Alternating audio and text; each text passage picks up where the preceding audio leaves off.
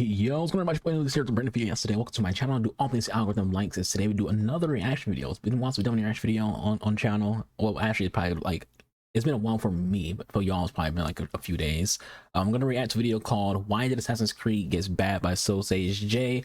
It's gonna be uploaded both on my reaction channel and on my regular gaming channel, so follow both of those. Obviously, and do all things algorithm likes. Like video, comment, subscribe, help us grow. Put this video out there as many people as possible, so we can grow here as a channel. And you know, I can live out my dream of being a gaming journalist. So when I watch this reaction video, I'm a massive Assassin's Creed fan, so it got my attention. So I want to see, you know, not only why this person thinks Assassin's Creed is bad, but which games does he associate with being bad, because you know, opinions are opinions, but curiosity. Let's get into this. So as I always say when it comes to my reaction videos, please do watch the original video and show some love. You know, this is their content that they put, you know, a lot of time, effort into. This person made a 46-minute video. It took a lot of research, a lot of editing. Show him some love, you know, like the video if you want to watch more of his videos, things like that. Yeah, let's get into this.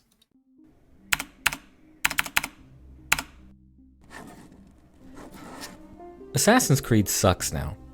The first time I heard that was in 2011, when Ezio's monumental popularity was starting to wear thin, and fans were getting antsy for an entry in the franchise that would shake things up. Since then I've heard those four words quite a bit. Every other year it feels like people are heralding the end of the series, and pointing to the faults of the most recent entry as proof. The 2020s has started as a decade of controversy for Ubisoft and its flagship franchise, with many a critical eye turned to its business on-screen and behind the scenes. While Assassin's Creed has remained consistently popular, it has also been a series defined by its flaws for the better part of its lifespan. Both general public and hardcore fan reception has been mixed throughout the years, with some longtime fans having denounced the franchise at several points throughout its existence. Now, I'm not one of those fans personally, as obviously I really enjoy these games and I like making videos about them. But even then, as someone who has been playing these games since AC1 in the late aughts, I remember a time when the consensus was much clearer and more positive. So looking back on it, when did that change? At what point did people's perception of Assassin's Creed go from exciting I know we're going to go through all of this, but just like at first glance on what changed when it comes like perception of Assassin's Creed, I think the perception of Assassin's Creed changed just based on, you know, where the game was going. When it came to like the first game, you play as one character, you did all these things with that one character, and then Assassin's Creed 2 comes out, it's a new character, you do all these things with this new character, and then after that it changes, because it goes from this thought process that you're gonna play a game where each entry is a brand new character that's gonna be like a part of Desmond's, like, you know, ancestry, to now you have 3 games of one character, which is different from the idea of having like that. Like, again, this is the same issue of like what Mass Effect has. Mass Effect, you play as Shepard for 3 games, and because of that, deviating from Shepard creates an issue with the entire franchise, because people are used to playing as just Shepard. Dragon Age, on the other hand, you play as a different character in each Dragon Age game, so they don't have that same issue that Mass Effect has. With Assassin's Creed, a lot of people didn't even play Assassin's Creed 1. They started with Ezio, so they played those 3 games and they're like, okay, I want more Ezio. Whereas you play the first game, like, I want something different. I want someone who's not Ezio. I want to like go back to like having different characters. Can we do another out here if you want to do these multiple, like, one character? People wanted more than just Ezio. So like the division for Assassin's Creed starts at having a character who's going to be around for more than one game. Underdog to the pinnacle of AAA greed and laziness, discussed in the same breath as yearly FIFA games? It's not an easy question, mostly because there isn't a concrete answer. The series has gone up and down a lot, and there are entries that fans have been kinder to in hindsight than others. As a result, this is going to be somewhat of a history of Assassin's Creed video, because I want to explore how the series started and what it has been going through to get us where we are now. I'm going to talk about all the mainline games in the series, but I am going to ignore a lot of the other media, like comics and books, because while I have read some of them and enjoy many of them, they haven't really made an impact on the series overall. What I want to do is, as a longtime fan, take a look at the franchise and ask myself a very loaded question. When did Assassin's Creed get bad? Assassin's Creed got bad with AC1. At least that is what a lot of people would have said when the game came out in 2007. It released relatively early in the PS3 360 era, and Assassin's Creed was an experimental game by the standards of the time. Back then, Prince of Persia: Sands of Time and its creator Patrice Désilets had helped put Ubisoft on the map with its beautiful visuals, unique setting, and emphasis on linear 3D freerunning that I don't believe has really been matched to this day. After the Sands of Time trilogy, Ubisoft was looking for a follow-up that could match its quality and reception. Prince of Persia: Assassins would be the idea pitched by Désilets. Instead of playing as the prince, you would be playing as his bodyguard, an assassin in an open-world setting. Prince of Persia: Two Thrones in 2005 had experimented with more wide-open spaces and some stealth mechanics, and Prince of Persia: Assassins was going to commit much harder to that idea. As the story goes, the concept was deemed promising enough to be its own franchise entirely, and Désilets was given the green light to get started on his new IP, Assassin's Creed. The game would feature the telltale parkour-centric gameplay of Prince of Persia, but with an open-world spin and an entirely new setting. Instead of navigating traps and obstacles through a variety of linear corridors, Assassin's Creed would be about creating your own path through an entirely open city. Every notch of every wall face would be interactive, and history would be your playground, as they got fond of saying. Basic gameplay revolves around something called the puppeteering concept, in which different parts of the character's body are mapped to different buttons. The control scheme feels so familiar, looking back on it, but at the time it was very unique. You would go to 100%. 3 Holy Land cities during the Third Crusade to track down targets and kill them, like in 1191 Agent 47. It was an incredibly ambitious and unique game from the get-go, and Prince of Persia fans were immediately interested, not knowing that this new IP would actually play a large part in the death of our favorite franchise in the very near future, but that's really neither here nor there for this video. At launch for Assassin's Creed, however, the general reception was lukewarm at best. The setting and concept were almost universally praised, but the game was criticized for being half-baked and inconsistent. The combat was seen as flashy and realistic, but dull and overly simple. Mission design was criticized for its repetition. I'm going to say it, and this could be like a controversial take. I think Ubisoft needs to get in on the remake craze. Everyone's putting out remakes nowadays. Get the Dead Space remake, all the Resident Evil remakes, The Last of Us remakes and whatnot. Last of Us more like a remastered than remakes, but like, I think an Assassin's Creed 1, just one, not the other ones, just one, and one by itself. Maybe 2. But I feel like if you do 2, you gotta do Revelations. But I don't want every Assassin's Creed to get one. But I think Assassin's Creed 1 is fully deserving of a remake, and I might make a video separately talking about the idea of Assassin's Creed 1 getting a remake, because it should. Assassin's Creed 1 is such a lovely game, and if it had updated visuals, updated controls, things like that, oh man. You know, have a deeper presentation for Altair and his character, because you know back then his character's kind of boring. Like have like, you know, kind of like not rewrite the story, but write the story be a little bit more impressive with his character and give him like just a better development. Oh man, just thinking about it would be so cool. With fans and journalists pointing out how little creativity went into actually preparing for the assassinations. The modern day was almost universally disliked, and overall the game didn't make the splash that Ubisoft hoped it would. That said, it wasn't without its own following. A not insignificant group of people saw AC1 as fantastic proof of concept. The traversal was unlike anything we had seen before, and the combat, while simple, had such smooth, realistic animations that did suck a lot of people in. Mixed reception or not, people wanted more Assassin's Creed, and Ubisoft was intent to run back some of the mistakes they made with their freshman title.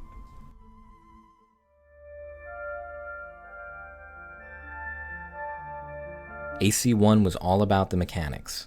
Build a character who could move fluidly, clash blades with every non-lethal strike, and formulaically dismantle his enemies one overheard bench conversation at a time.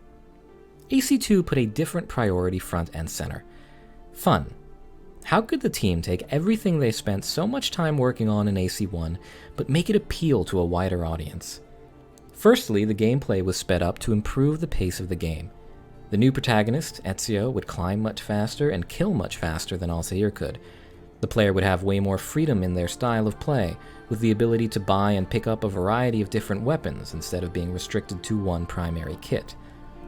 Finally, the game would jump ahead to Renaissance Italy and focus on a cinematic, character-driven story, as opposed to the fly-on-the-wall perspective we got in AC1. We all know how that went. The game was an absolute hit. In a year with such powerhouses as Uncharted 2, Killzone 2, Modern Warfare 2, Arkham Asylum... I want to pause right there just to chuckle. He said, like, IP juggernauts, and Uncharted, by all accounts, is a juggernaut. Same thing as Modern Warfare 2 and Arkham Asylum, which is considered one of the greatest superhero video games of all time. Killzone's trash. Every Killzone game is trash. Don't put Killzone in this category. It's hot. It's hot doo-doo. Stop it. Borderlands, Dragon Age Origins, Left 4 Dead 2, and Infamous. Like, we see like all these titles. Infamous, boy. Uncharted 2. Left 4 Dead 2, a cult classic. Borderlands, like Dragon Age. You got Killzone. It's like, you know that meme of the horse where it's like someone's drawn on a horse and it's like started off good and it ends badly. Like this little not real circle but circle. It all looks so good until you see Killzone right there and just like, what is that hot trash doing in the same videos as all these other good games? Assassin's Creed 2 stood out as a generational masterpiece. 2009 was a really good year for sequels. Anyhow, people fell in love with the setting and the main character instantly. And a lot of the problems people had with AC1 were... I know we're pausing again. I prefer Altair over Ezio, but Ezio has more personality than Altair does. So if someone has more personality, they're easier to like, and the mass audience will be more drawn into him as a character because of that. Like they're more well developed and like likable character. Whereas Altair, again, it's kind of like same kind of situation that we have with the Negaton, where it's like it's just this very quiet, you know, not outgoing character who's more just a board of dialogue than, you know, someone who is expressive or, you know, charismatic. Dressed. Combat was still criticized, but people appreciated the faster pace and weapon variety. Taller buildings meant more free-running opportunities, and the story, which spanned 20 years of the protagonist's life, resonated with fans around the world. On top of that, the modern-day segment rarely interrupted the action compared with AC1.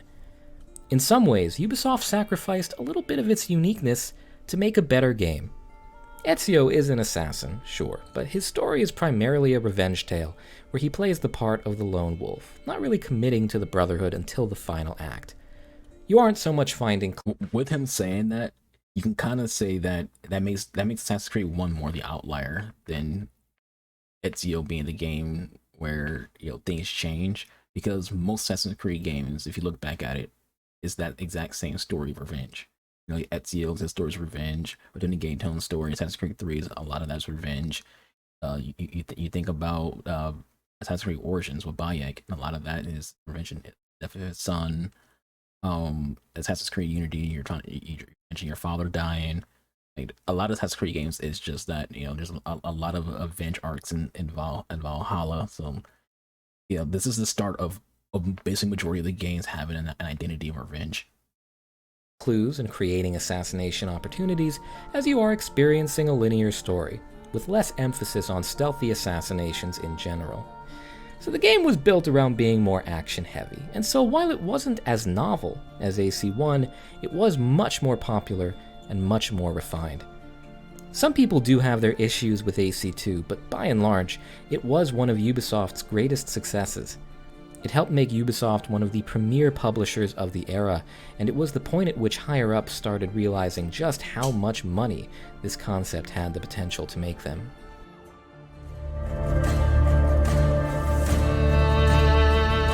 It would be hard to say that Assassin's Creed 2 is where the series got bad, because it's such a well-loved game, and the same can be said for Brotherhood, which more than managed to live up to the high bar set by its predecessor.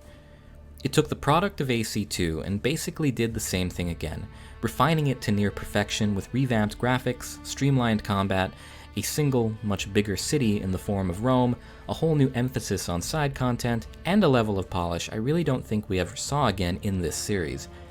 The addition of a new multiplayer... I think when it comes to Brotherhood, the thing about Brotherhood is you kind of feel like it was just an expansion more than a new game. Like it was just a big expansion to Assassin's Creed 2 with like a tower defense thing added to it. mode alone added dozens of hours of playability to the game, justifying its own existence. In fact, as far as multiplayer experiences in single-player games go, the unique cat-and-mouse style of online play Brotherhood created was one of the more memorable. However, at the same time, it is here, so early after Ubisoft reached such huge success with the IP, that we start seeing a change in perspective on what exactly the franchise was and what it was going for. Assassin's Creed, so far as we know, was always meant to be a trilogy. We've heard a wide variety of rumors about what that might have looked like, but whatever that was, instead of sticking to that plan, Ubisoft jumped on the success of AC2 viciously. They put in place the development of this new game with a timeline of only 1 year. While work was soon to begin on AC3, the game that would wrap up the series as a whole, Ubisoft knew they could get more money out of Ezio and Renaissance Italy. Ubisoft. When development on Brotherhood began, Assassin's Creed had a dedicated team. Desolé had led his team at Montreal in the creation of both AC1 and 2, and he was continuing that shared creative vision through AC Brotherhood. But it was during the development of Brotherhood that this team was broken up. Some say it's due to creative differences in the franchise, while other stories point to a general desire for creative Is Ubisoft's greed. A lot of studios, this isn't just Ubisoft, when you see like a high-ranking member of a development team leave, it's usually because there's a disconnect between the suits and the actual developers. The suits want more money, and they see opportunities to make more money. And the actual like head of the studio, the head of the directors, the director is like, but we can make a better, more polished and complete game if we do this. Like, no, we want more money. Give us what makes us more money. Freedom as a developer, but what we do know is that Desolé left the team in 2010, prior to the release of Brotherhood. We also know that Ubisoft was changing its overall plan for the franchise. They were testing out the waters by seeing if they could make a quality game in only 1 year. For better or worse, their tests were promising. Brotherhood is a fantastic game, with many people labeling it as one of the best games in the series. It may not have had the narrative weight of AC2, but in only 1 year they managed to make a game that was bigger, smoother, and better looking than what came before. Mario. With the departure of Desolé, the cracks were beginning to show, and the first red flags were starting to pop up. The game was great, but Ubisoft had now successfully completed a full game in only 1 year, and had begun to expand their plans for Assassin's Creed far beyond a trilogy.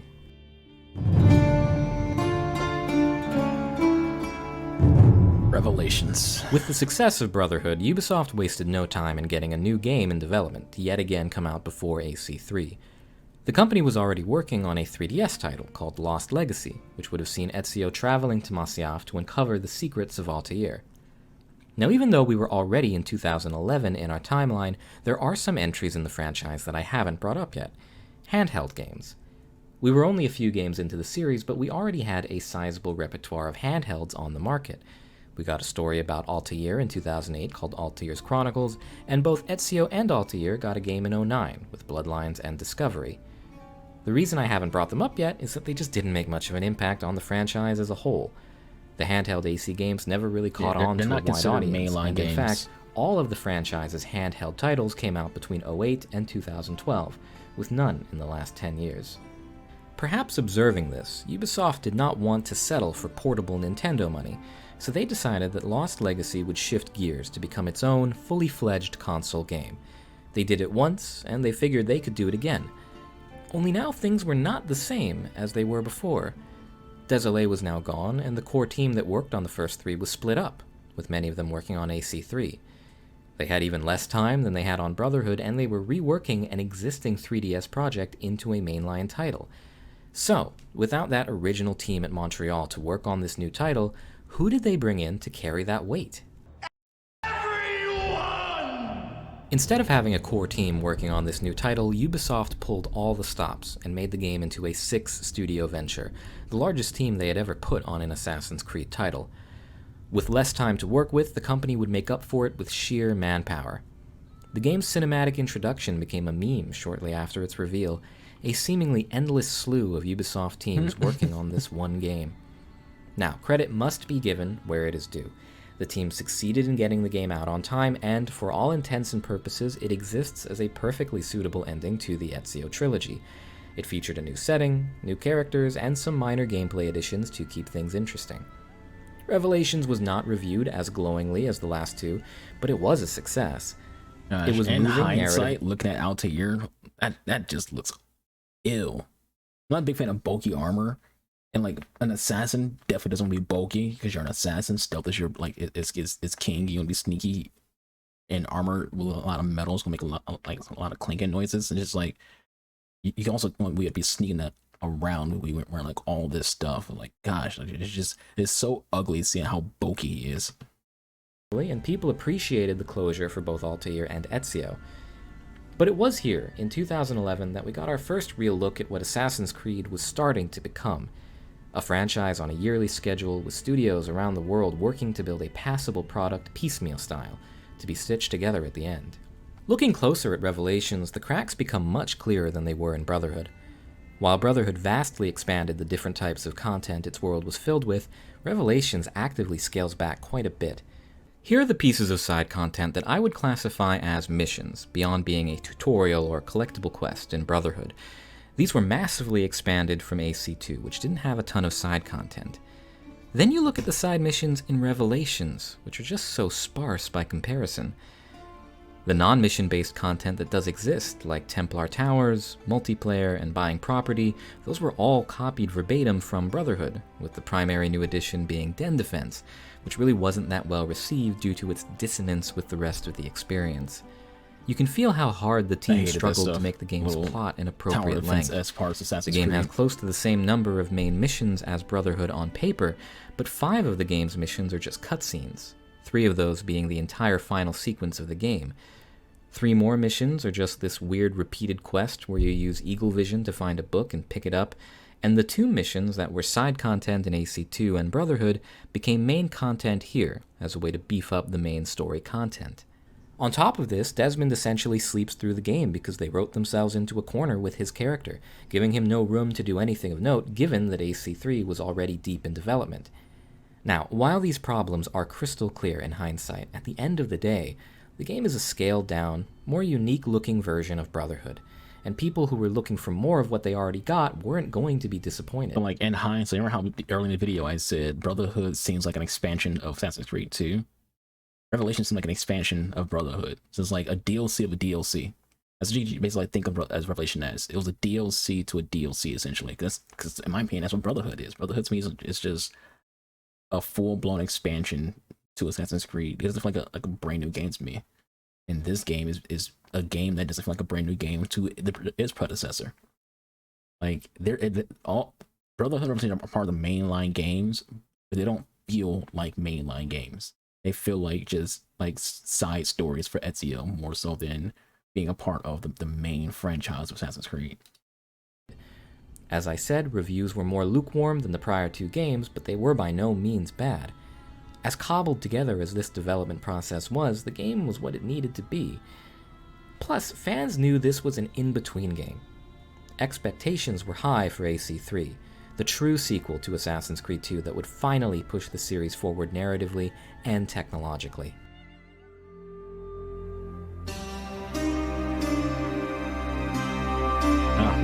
Assassin's Creed Revelations had the luxury of being a very derivative game. Whatever flaws it had, it was still built on the foundation of 2 immensely popular titles. The same cannot be said of Assassin's Creed 3. As the Revelations teams were scrambling to turn a 3DS game into a mainline title, the new game, set during the American Revolution, was already hitting its stride in Montreal. Fans had been anxiously waiting for the conclusion to the Desmond saga for 5 years, and AC3 was supposed to be the game to give us that. But Assassin's Creed was not the same franchise that it was when it was initially put together. The 3-game saga had become a 5-game saga, and by the time AC3 was actually getting made, they had no intention of stopping there. Instead of being written as a concluding arc, it was written as a series reset. There would be no... So, just do some brief comparisons. First off, AC3 is my favorite Assassin's Creed game. I don't think it's the best one. I think the best Assassin's Creed game is Origins. My favorite Assassin's Creed game is AC3, but when it comes down to like the whole, this is meant to be the last game. That's my favorite game of all time is Halo. Halo's meant to be the same thing. Halo was not supposed to have as many games as it has right now. It was supposed to I think Bungie initially wanted Halo to be 2 games, and that was pretty much it.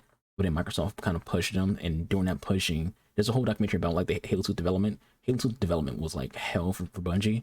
And then like 3 is supposed to be like just okay, we're done. We're gonna end the story at 3. We wanted to end it at 2, but you know, Microsoft wants more, so 3 is it. 3 was meant to be the final Halo game, and that was it.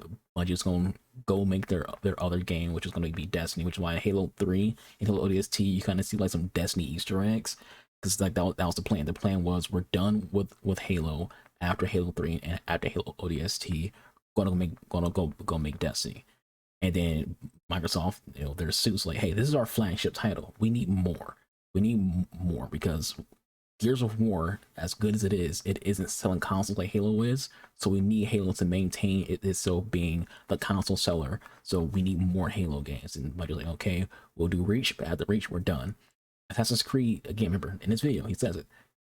The original goal for the original director was 3 games to tell Desmond's story and then the character stories of Altair, Ezio, and then the Gate Done. But Ubisoft's like, no, we want more because money's money. So do what you want to do with your games, or we want to continue it even after your thought process of what the last game is going to be.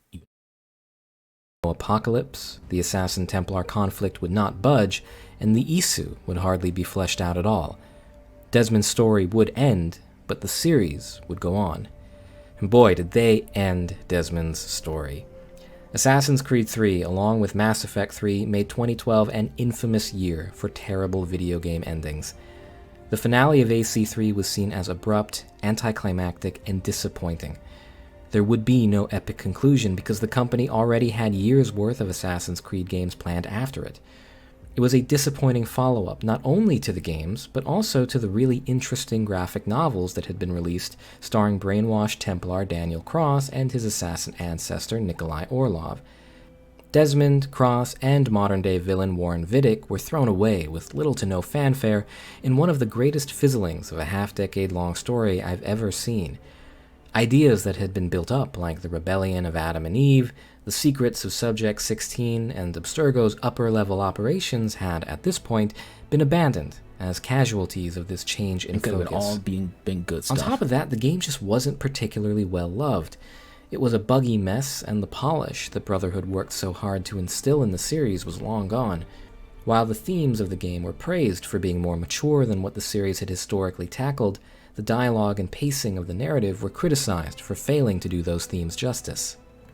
Response to gameplay was mixed, with some appreciating the simplified mechanics and others lamenting the reduced complexity. Little details that hardcore fans appreciated, like consistent parkour ejects and realistic blade-clashing combat, had been left in the past. That's not to say that the game was panned.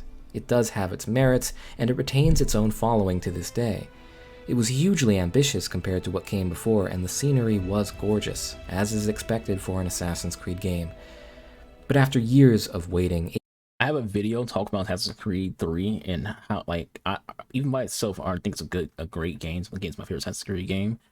But I made a video talking about, like, what could have made it even better, what could have given it a better reception. And I was basically just saying that, you can watch the video, I'll attach it at the end of this video.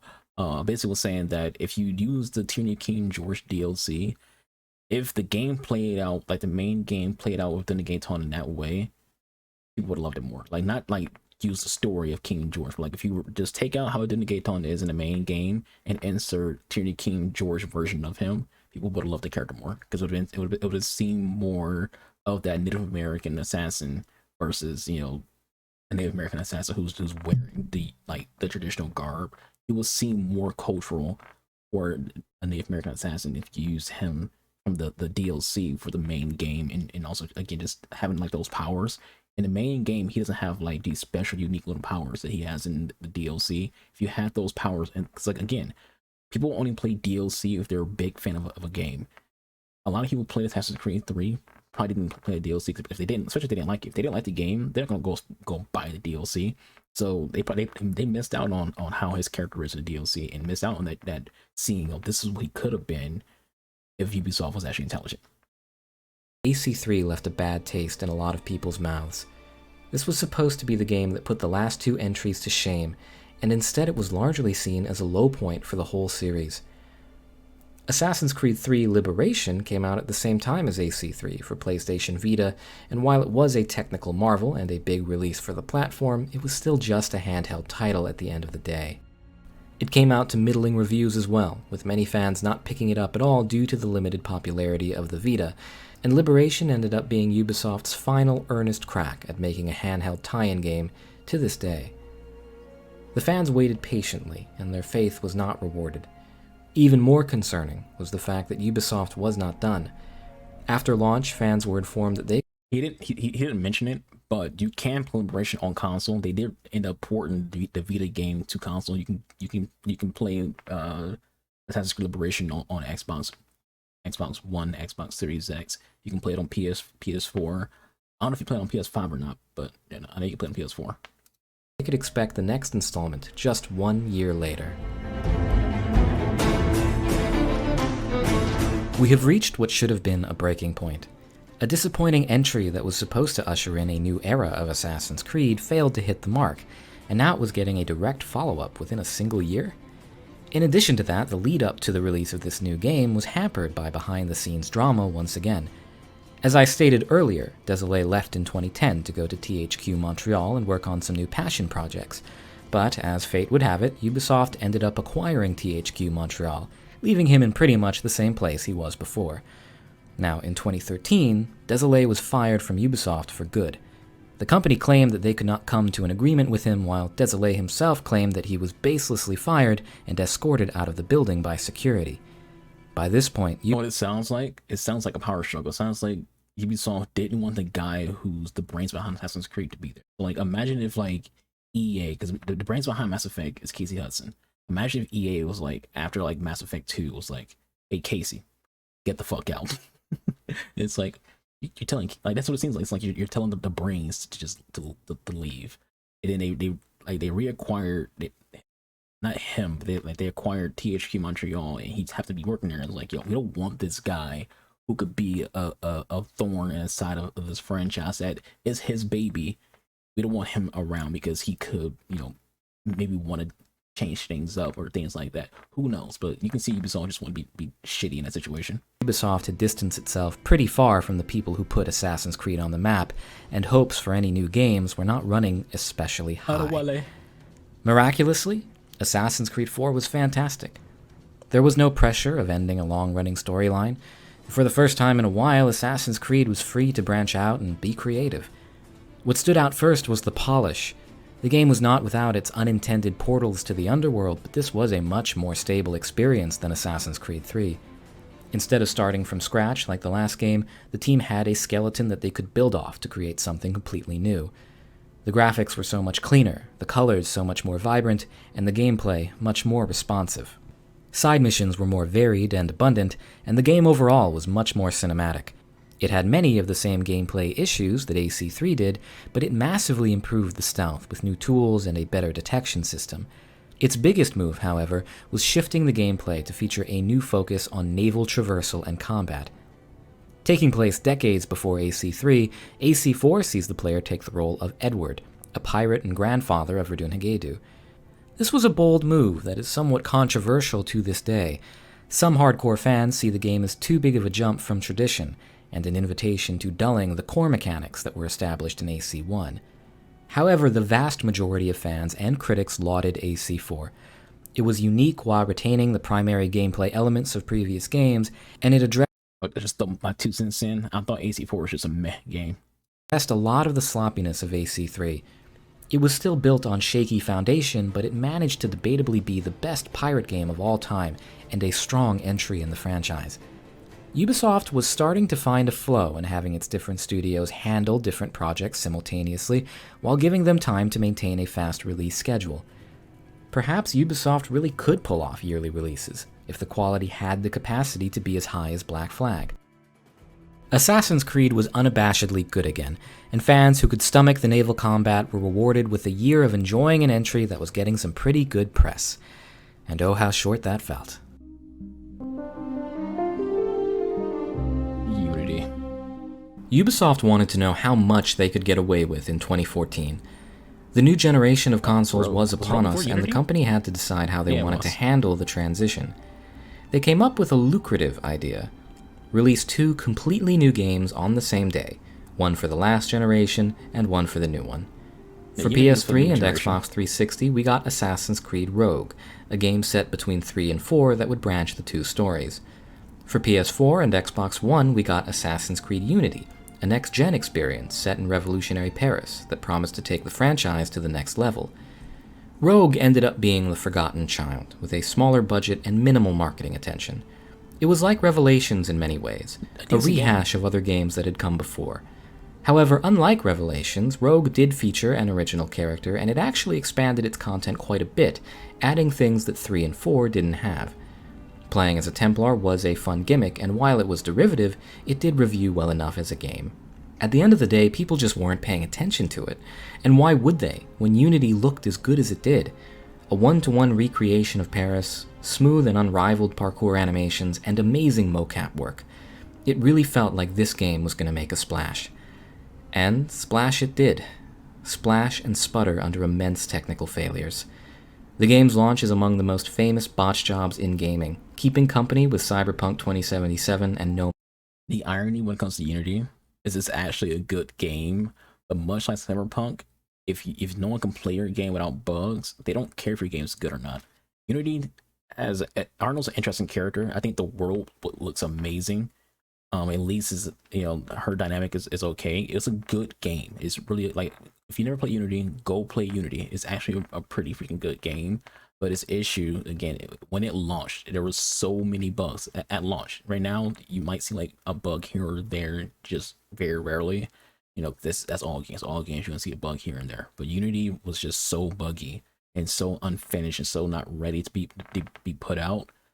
Where that's definitely where you can tell Assassin's Creed needs to like understand you need more than 1 year to make a modern video game, because with how game development has changed, like how big you gotta make this scale, graphics and things like that. As your architecture has changed for consoles and PCs, games also had to change. You need more time to make those games and more time to polish them as well. And if you make a game in 1 year, you're gonna skip out on something. You're gonna skip out potentially on polishers. We see so many games nowadays that are buggy as hell and broken to hell. Man's Sky. Images of character models with their faces melted off and NPCs glitching through walls were all people could find on the game, and it was unforgivably broken before it got patched. In the time since, reception has softened slightly, as some technical fixes made the game much more tolerable, but issues like that do not happen in a bubble. A broken game doesn't just end up being pristine in every other category, and Unity reeks of missed potential, even without considering the bugs.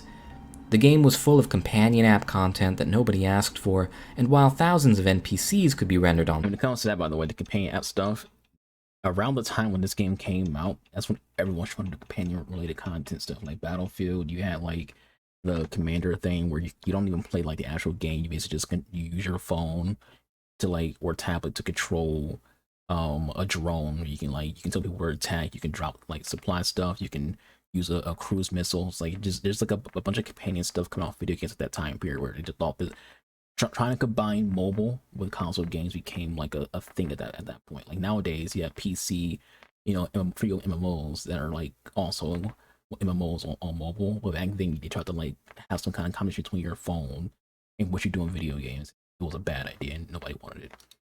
Screen at a time, their novelty was diminished by how unstable these crowds made the game, even on PC. The ambitious free-running system remains unlike anything the gaming world has seen to this day, and yet it simply wasn't ready yet. Things like Parkour Down work perfectly, and should have been in every subsequent game, but basic forward and upward movement was inconsistent and unpredictable. Janky is the word people use to describe it, and it is as apt as any. Practice can make the system a lot of fun, but you need to put hours into this game just to make it playable, not even master it. Getting good at the parkour in Unity really feels like learning how to fight its broken mechanics more than anything else. Combat was finally more deep and complex, but the vicious input delay and tendency for enemies to just pull out guns if you get surrounded made the difficulty feel artificial, especially given how heavily telegraphed and easy to counter most attacks were. This did its job of pushing players towards stealth, but even then, the sticky cover system and questionable detection system kept that from being great, especially just 1 year after the same company released Splinter Cell Blacklist. Narratively, it started strong with interesting characters and a good premise, but it falls apart so quickly. The ideas were there. Throw a non-believer into a world where assassins and Templars have grown politically complacent with one another, and set that against the backdrop of one of history's most famous and bloody revolutions. Unfortunately, a lot of that was sidelined in favor of a half-baked love story.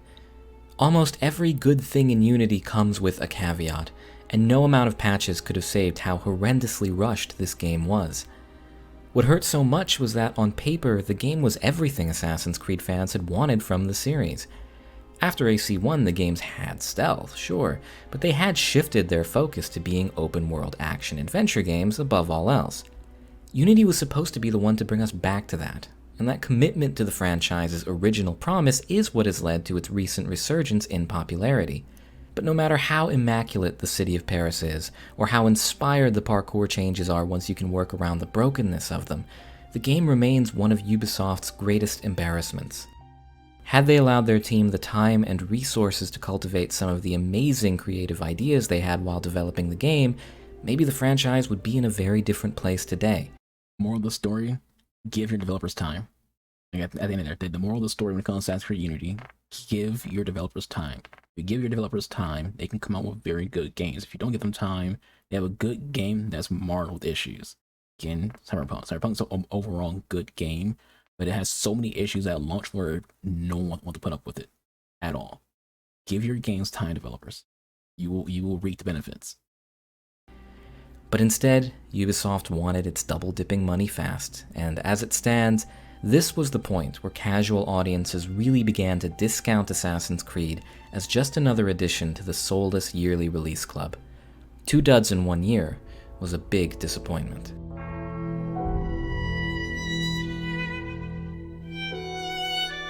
At this time, Assassin's Creed had a bit of a pattern going. Assassin's Creed 1 did not deliver, and AC2 refined it. 3 didn't deliver, and 4 refined it. Now Unity had come out, and Syndicate did indeed refine a lot of it, but this time it just wasn't enough. In truth, neither one... So, I want to give my brief opinion of Syndicate. Remember how I said Unity was a good game with bad bugs? Syndicate didn't have the bugs, but it wasn't a good game. Like, it wasn't bad. It was just a kind of boring experience. Like, the Assassin's Creed Syndicate was probably the first Assassin's Creed game that I played. It's not the only. It's the first Assassin's Creed game that I played where I just felt bored playing it. Like, I just felt uninterested. I didn't care about 90% of the characters. I care about. I think I liked, what's her name, Evie Fry. I thought she was pretty decent and cool. Her brother was just a board of dialogue, aka you could put anyone's face there, and it's just a talking mouth. Is all his Jacob Fry was. The Jack Ripper DLC is really good, but again, it's a DLC. It's not part of the main story. At the time setting, I just didn't really care. I think that's also part of why I found it boring, is if I'm not invested in the time period, I'm less invested in the game. Again, I said I thought 4 was meh. I don't like pirates, so it had to like be more than a pirate game to me enjoy Assassin's Creed 4. I think the game itself is a decent game, but I would have liked it more if it wasn't a freaking pirate. This game, the Victorian setting isn't awful, but I just didn't care. And again, the overall storytelling, the overall pacing of the game was boring. 1 nor 3 were fundamentally as broken as Unity was, and there were many things Syndicate could only hope to mask, not fix. The ideas behind the free running were amazing, but simply too complex for the team to figure out in the given time, so Syndicate ended up bypassing them as much as possible. London has fewer obstacles for the new twin protagonists to navigate, and they were given a new tool, a rope launcher to quickly cross London's wide streets. The huge crowds that Unity tried to implement simply weren't stable, and so Syndicate heavily scaled that back as well. The challenge of Unity's combat felt artificial, so Syndicate generally removed difficulty altogether. Syndicate had a lot of damage control to do, more so than the series was used to. However, there were many successes. The city was much more lived in, with a ton of interesting side content and ways to interact with the city of London, something Unity was sorely missing. The story was much lighter in tone, which turned off a lot of people, but it was also much more focused than Unity, allowing its heroes and villains a lot more time to develop. Today, a lot of people criticize Syndicate for making Unity's mechanics shallower instead of trying to get them working, but at the time it was appreciated that Syndicate was a much more stable and focused game than its predecessor. But despite better reception, the game didn't blow any minds. Its reviews were fine, and it didn't stir up any drama, but it wasn't raking in the cash that its predecessors had. Audiences hadn't forgiven Ubisoft for Unity, and the interest in Assassin's Creed had simply waned. Syndicate sold roughly 5.5 million copies by 2017, compared with Unity and Black Flag, which had both surpassed 10 million. Sales were declining, and the existing model had to change. After 7 games in 7 years, the yearly release schedule would finally end. If there was ever a time that the general consensus was that Assassin's Creed had gotten bad, this was probably it.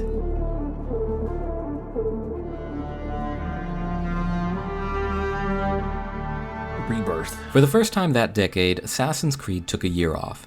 They were going back to the drawing board with the intention of reinvigorating the franchise with new, creative ideas. In the meantime, we got the Assassin's Creed movie in 2016, which managed to solidify worldwide distaste for the franchise even further. So here's what I'm gonna say about the movie. You know what's coming. You know the pause is coming. First off, Origins, which we're going to talk about. To me, Origins is the best Assassin's Creed game. Not my favorite. My favorite is Assassin's Creed 3. I think like from top to bottom, the best overall Assassin's Creed experience, best Assassin's Creed game is Origins.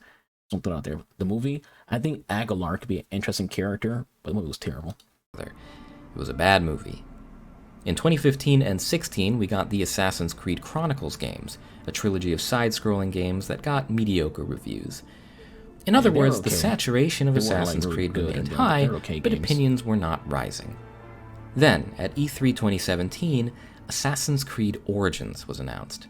Aside from a backwards jump of a few decades for AC4 back in 2013, the franchise had always gone forward in time. Now, we would be experiencing Ptolemaic Egypt to witness the birth of the Assassin Brotherhood as we know it. There were 2 very pervasive criticisms of the old games from their detractors: the stagnation of creative ideas and the shallowness of their mechanics. Therefore, Origins was built from the ground up from a design perspective. RPG mechanics and player choice would be emphasized from their inclusion in Unity and Syndicate. Instead of being set in a single city, Origin's singular map would span a vast majority of the country of Egypt. Combat would no longer be based around paired animations, instead opting for a traditional hitbox system. The animations would no longer mesh seamlessly, although we hadn't really gotten that since Ezio's days anyway, and visual flair would be sacrificed for mechanical depth, where range, dodging, and weapon type would matter more than ever. So for the first time, a 1v1 fight could actually pose a challenge in the series. Meanwhile, freerunning was further scaled back to fit the smaller cities of Egypt and to avoid the frustrations of Unity's freerunning. Social stealth was removed given the lack of large crowds, and a new emphasis on fort infiltration and scouting was provided. While the RPG mechanics were certainly light compared to some fully fledged RPGs, they were enough to make the game feel radically different to some people, even if the basic gameplay loop was relatively unchanged. Looking back at early reactions, fans were cautiously optimistic. At the time, almost everybody knew they wanted something fresh, and Origins looked like it could be it. But at the same time, stylish animations, crowd blending, and dense urban environments had become the norm, and the more traditional combat and stealth systems felt dissonant from that identity. But at release, Origins was a hit. Fans and critics alike had fallen back in love with the franchise, with special praise directed toward the world design and its main character, Bayek, played by Abu Bakr Salim. People who hated Assassin's Creed for being a shallow tailing simulator were pleased with the changes. We're going to do a brief pause because he briefly mentioned the actor's name, Abu. The acting by him in this game is some of the best voice acting we've ever witnessed. Not even just I'm going to say that we've ever witnessed in a video game. It was top tier. Like, oh my god, he did such an amazing job voicing Bayek. While the game remained focused enough on its roots to excite most old players as well. Most, but not all. When Assassin's Creed 2 and Assassin's Creed 4 saved the franchise in their respective eras, they did so while keeping the previous game's basic mechanics identical and simply refining them. Origins was a whole new beast, and while the jump from Syndicate to Origins was certainly tame compared to the genre jumps a lot of other franchises have made in the past, there were some things that just didn't sit well with all players. Some people had spent hours digging into Unity's traversal system, and they learned how to work around the broken core experience to get something deep and beautiful out of it. There was a lot less room for that kind of exploration in Origins, even if it was a much more functional game. People missed hiding in plain sight, even if the traditional stealth mechanics were solid. Origins was a very popular game, and it reignited interest in the franchise worldwide, but there was now a growing sect of the fanbase that was happy with the way things were, and distinctly upset at the direction Assassin's Creed was now going. Yeah, because here's the thing, again, Origins is the best Assassin's Creed game, but here's the thing about it. Its success told Ubisoft suits, not the developers, the suits. People will buy this kind of game. That, like, hey, screw the assassin of Assassin's Creed.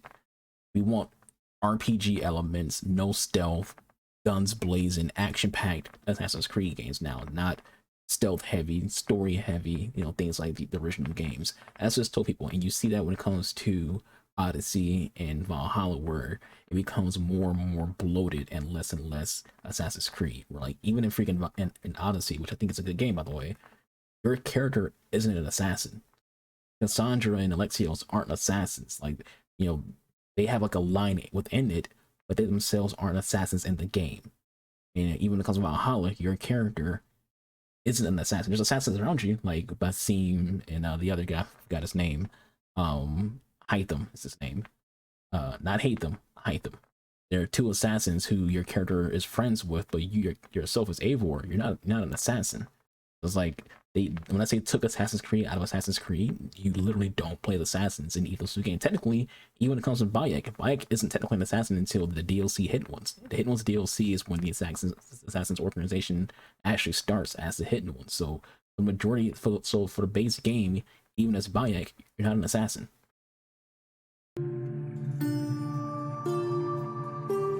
Whatever it was that Ubisoft thought caused Origin's success, they definitely didn't think it was the extra dev time. During the development of Origins, Ubisoft had already put in motion a plan for a 2018 installment that would go even further back in time, to classical Greece. The Origins experiment was a success, and the team was willing to go all in on the RPG mechanics that, in Origins, had remained relatively minimal. Players would now get gender choice, dialogue options, romance, a more fleshed out skill tree, and multiple endings for the first time in the series. It would be built on the skeleton of Origins, but this would be no copy-paste job like Revelations or Rogue. Odyssey would bring back naval combat in full force to explore the islands of Greece, and the overall gameplay loop was revamped from the previous game. To put it lightly, this caused a schism in the franchise. Odyssey was a very polarizing game. And when I say polarizing, I mean polarizing. A lot of people use the word to refer to things that are generally disliked, but have a cult following of people who think it is misunderstood or underrated. That's not what Odyssey is. Odyssey was an absolute hit critically, with many critics and fans putting it at the top of their all-time Assassin's Creed lists. It created its own community to an extent that we had never really seen before or since, with a very active subreddit on its own, built just... So before he continues with Odyssey, I just want to throw this in as well. I have a video while I mention this, but little known fact about Odyssey. Odyssey was not meant to be a gender choice game. Odyssey was actually meant to be just one character, and the story was written for one character, and that was Cassandra. The game was supposed to be you playing as Cassandra. It's written around Cassandra. But Ubisoft, this is not speculation. The Ubisoft, I don't want to say the suits, was the marketing team is what it was. It was the marketing team and I think the COO. It was both. It was them. The marketing team and CEO were like, not CEO, COO were like, women don't sell video games. This is a real situation, a real story. I have a video about that. Where they were like, women don't sell games. You need to have a guy in there. So Ubisoft kind of just the developers threw in Alexios as a playable option, even though he wasn't meant to be a playable option. Alexios was meant to just be who he is, as like the your brother who becomes a villain essentially. But because of the COO and marketing team, they force fed the player choice of male or female, where you can choose to play Alexios or choose to play Cassandra. And the story, as I said before, if you play as Alexios, the story is not good, because it doesn't feel natural for him. The story is still good. I don't want to say not good, but like it feels, he feels disconnected from the story. He plays Cassandra, it feels natural. It feels like this was meant for her to be the main character. Whereas like Alexios, it doesn't feel natural at all. And you find out about that story of Cassandra was meant to be the main character, but they added Alexios because they didn't think it would make it sell. Like, it's unfortunate that happened, but that's a little not known nugget about Odyssey. For people who had an interest in that game, and even with Valhalla's release, the game maintains a much more loyal player base.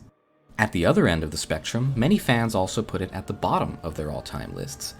The changes to the established formula had shot off from what Origins did, and on top of that, there were basic gameplay issues that people didn't like. The dialogue and gender choices made the game feel less focused. The map and side missions expanded to the point of being overwhelming, and the combat and stealth had so many over-the-top powers that it was hard for some people to feel grounded. Plus, Quebec was back in control after having made Syndicate, and the relaxed, humorous tone just wasn't what some people were looking for. On top of that, some people felt alienated, and feared that the gameplay style they grew up with would be unceremoniously left in the trash. This was highlighted further by the release of Assassin's Creed Uprising, a run of comics that actually wrapped up the modern-day story told in AC4 and Rogue. People were upset that Juno and other modern-day plot points had been relegated to a comic that barely anyone even knew existed. It felt like there were aspects of Assassin's Creed that Ubisoft wanted to leave in the past. This was not Splinter Cell changing the formula only for the franchise's popularity to go down along with that divide. Assassin's Creed was more popular than ever, helping to push Ubisoft over $2.2 billion in returns for 2018. But the detractors were now no longer a small, vocal part of the fanbase, but instead a very loud and constant presence in any discussion about the franchise. Assassin's Creed had become loved and hated in almost equal measure.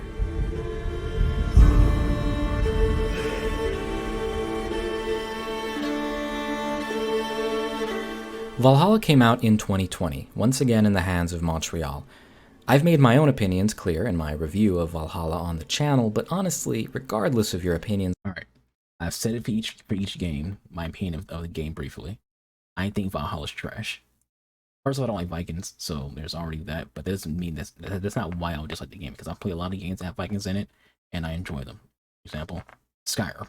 Skyrim is definitely a Viking-heavy atmosphere where it draws a lot from, you know, ancient Nordic and Viking culture. As well, I watch a lot of Viking TV shows. But I don't really like if you have a good show, I'm going to watch it. And I've played a few games I can't think off the top of my head right now, other than Skyrim, that have that draws parallels from Viking culture that I enjoy. But I just don't like Vikings. But when it came to this games, it was I got a video. When I talk about why I don't like this game, it's just a bloated mess where I don't care for the plot. I don't care for the main character. Nothing in the game is really redeemable. There's a lot of time gating, a lot of microtransactions. Like, there's just literally not a single thing about Valhalla that's redeemable to me. On the game, it really didn't do much to push the series in a positive or negative direction. It attempted to appeal to both sides of the fanbase in a way that didn't really change anyone's mind, with the RPG mechanics getting toned down, but the stealth and visual flair really not improving enough to match. It reviewed fairly well, with neither the highs nor the lows of Odyssey. That said, it seemed like the conversation had made its way to Ubisoft, and how could it not? When the game was announced, people were hounding Boss Logic's art announcement stream with a single phrase, "No RPG," repeated over and over again. Ubisoft was aware of the schism, even if Valhalla wouldn't be the one. Go back a little bit to make fun of something. This person right here, the doppelganger, spelled Ghost Recon wrong. Ghost Recon is not spelled with an A, it's just RECON. Just want to point that out. Ghost Recon's a classic favorite of mine. I love Tom Clancy things in general. I've read Tom Clancy books. Got a little sad when he passed away. I'm a big Tom Clancy guy. That's not how you spell Ghost Recon. Of the schism, even if Valhalla wouldn't be the one to fix it. The game was also the first to have a full 2 years worth of post-launch support. Ubisoft wanted to see how much money they could milk out of one game, and that came in the form of 8 content updates, including 3 major paid expansions. I didn't buy any of them. This is the first Assassin's Creed game where I didn't buy any freaking post-launch content. I bought all the DLCs for Origins, got all the DLCs for freaking. I think most DLCs for Odyssey were free. I think I don't know if there wasn't paid DLC. If there was, I'm pretty sure I got it though. I got all the DLCs for freaking Assassin's Creed 4, and I told you I think the game was just okay. Like I'm a big fan with Assassin's Creed. I always buy all the extra content. I hated Valhalla so much I didn't even bother with the shit. Was continuing to zero in on which model would make them the most money. However, the real meaningful drama was happening behind the scenes. In July of 2020, Bloomberg released a huge report detailing allegations of sexism, harassment, and misconduct within Ubisoft. The creative director of Valhalla was let go prior to release, while a variety of firings led all the way up to the company's CCO.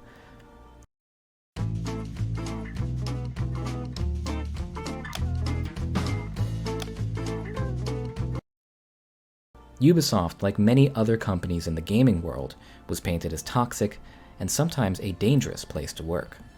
According to the article, if a creative team wanted a woman to be front and center in their next story, the idea was not going to get through Ubisoft higher-ups unscathed. Women don't sell was allegedly the mantra thrown around by that aforementioned CCO, and apparently it was the lens through which Ubisoft viewed all of its projects.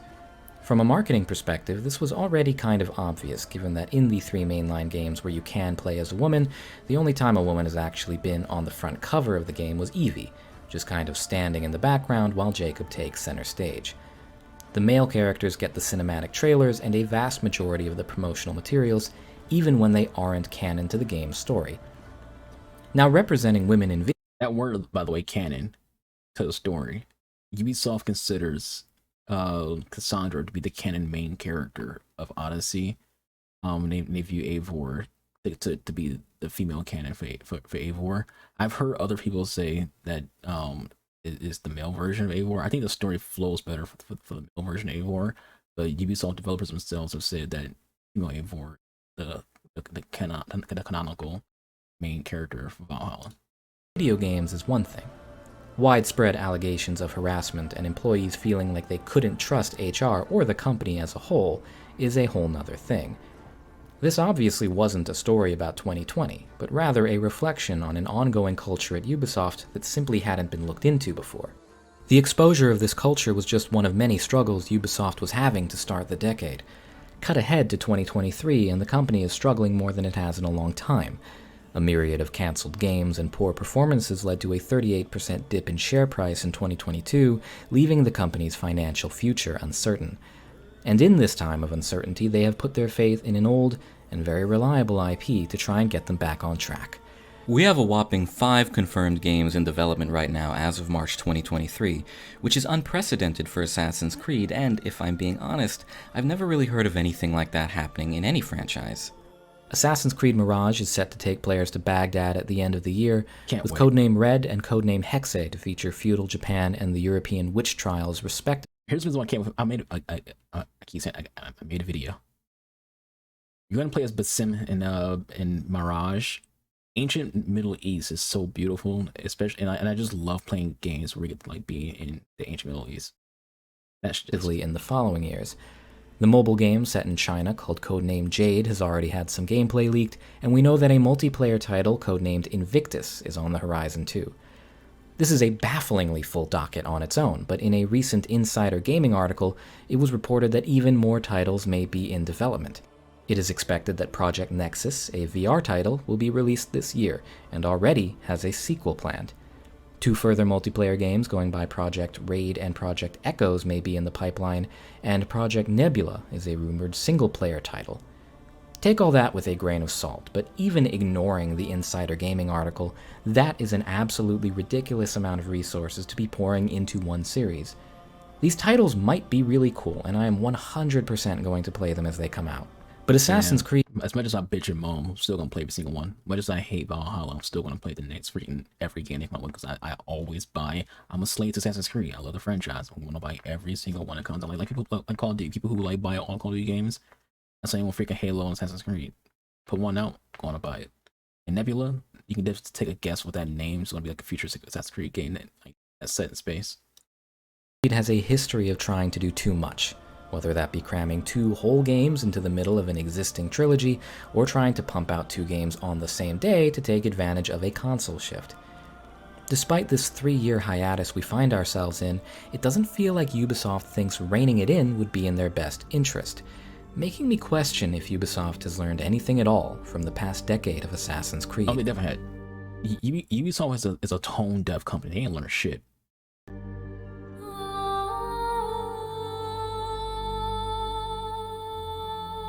And that brings me back to my original question. When did Assassin's Creed get bad? As a fan of the series who still very much enjoys the games that have been coming out, I think it is healthy to be critical and identify when the existing problems started. Was it the breakdown of the original trilogy? Was it when Syndicate came out and no one cared? Was it when Odyssey came out and broke the fanbase in half? Obviously, for some people, it was one or all of those things. Anyone who no longer likes Assassin's Creed has a point at which it stopped doing the things that they liked in the series and started to feel alien to them. But as for me, I'd actually put that line right here, at the height of the franchise's critical popularity between AC2 and AC Brotherhood. Why there, between two games that I consider to be fantastic? Because for me, even if the subsequent games were solid, that is where the shift and mentality occurred. That was when the question stopped being how can we tell a great 3-game story, and instead became how can we keep this IP going for 10 years. Not everyone liked AC1 and AC2, but if you didn't like them, then that was because you disagreed with the creative direction and mechanics of the games. Ever since then, the problems in quality have been directly tied to corporate mismanagement. 2010 was when Désolé left and the core team was broken up. It was when Ubisoft started outsourcing work to smaller studios to speed up dev time. It was when the series started having multiple games in development at the same time. It was when Ubisoft started importing assets en masse to make each new game, and it was when the idea of a contained trilogy was dissolved to make... That makes sense. Everything he's saying makes a lot of sense. Like, this is where where Ubisoft starts taking shortcuts in the overall behind the scenes. I mean, not like gameplay wise, behind the scenes where the game will start to go bad. If they didn't do all these, micro decisions, not microtransactions, micro decisions, then maybe 3 would be a better game. If there was no Revelations and no Brotherhood, if you went from AC1 to AC2 to AC3, AC3 might be an even better game than even I consider it. Then even 4 would be a better game. Who knows? Like, even if they don't even end at 3, because again, the original idea was to end at 3. Let's say they keep going beyond 3 because yes, Ubisoft wants. Each game will be a lot better if Ubisoft wasn't doing the things that they have been doing behind the scenes. Room for 10 years of Assassin's Creed titles. You could feel the human element in the first 2 games so clearly. They were games made out of passion for the industry and excitement for new creative ideas that could help shape the medium. That's not to say that the human element is gone. There are still amazing people doing amazing work on these titles, creating beautiful worlds and stories for people to experience. But as the games became more mechanical in their development, that human touch got harder to find. Looking at how unceremoniously they fired Désolé, it felt like Ubisoft didn't care about the human beings making their games back in 2013. Knowing what we do now about Ubisoft 10 years later, it feels clear that they never cared in the first place. I think back to 2009, when I hit credits on AC2 and I sat in awe, wondering what the series would do to end their amazing trilogy. I never really felt that way again. Assassin's Creed became popcorn fun at best, a guilty pleasure at worst, and there's nothing really wrong with that. Yearly bouts of mindless fun have their place, but in 2009 it had the potential to be more, and I miss that. Looking at a future where Assassin's Creed is this multi-genre extravaganza with multiple releases per year, acting as the company's lifeboat in a difficult financial period, it's hard to have hope that we will ever get those kinds of passion projects again in this series. It's certainly more lucrative to do it the way they've been doing it, and who am I to say that consumer friendliness should guide their business plans? But as a consumer, I miss the days when I looked at Ubisoft and Naughty Dog and legitimately couldn't pick a favorite. While I wouldn't personally call Assassin's Creed a bad series, it really doesn't matter what I think. The objective truth is that Ubisoft has lost the respect of a lot of the people who grew up with these games, and they don't seem to have any idea of how to really fix that. 2010 didn't transform the franchise into a bad series overnight. We have had a ton of fantastic games in the last 10 years, and I cherish my time with multiple entries in this franchise.